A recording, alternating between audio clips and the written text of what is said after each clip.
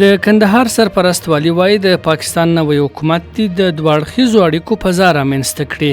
نوموړي پرون د کندهار ولایت مقام کې په افغانستان کې د پاکستان سفارت له چارسمبالي عبید الله نظامانی سره په کتنه کې دغه خبرې کړي او زیاته کړې ده چې پاکستان نوی حکومت باید د دواړو هیوادونو د ګټو او پالیسیو پر بنسټ چلند وکړي.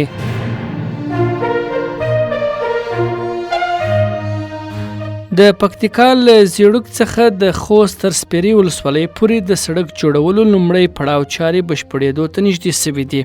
د دغه ولایت د ټولګټو چارو رئیس محمد اکبر عادل وایي چې د یاد سړک دویم پړاو چارې هم پیل سوي او په 10 میاشتو کې به یې کارونه بشپړ سي.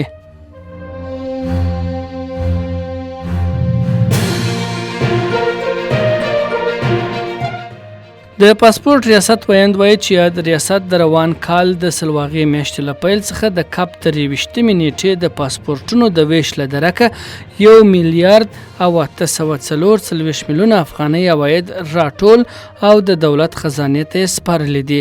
د نوموړي په وینا په یاده موده کې دغه ریاست 224,000 پاسپورتونه ویشلي دي.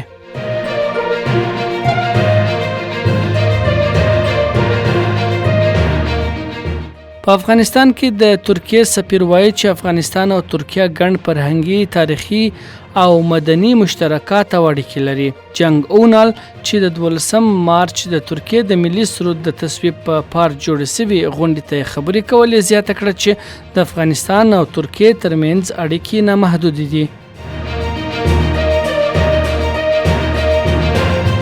د کورنیو چارو سرپرست وزیر د ازبکستان د بهرنیو چارو له وزیر بختیار سیدوب سره په کتنه کې د دواړو هیوادونو ترمنځ د اړیکو پر پیاوړتیا او ښه ګاونډیتوب خبرې کړې دي.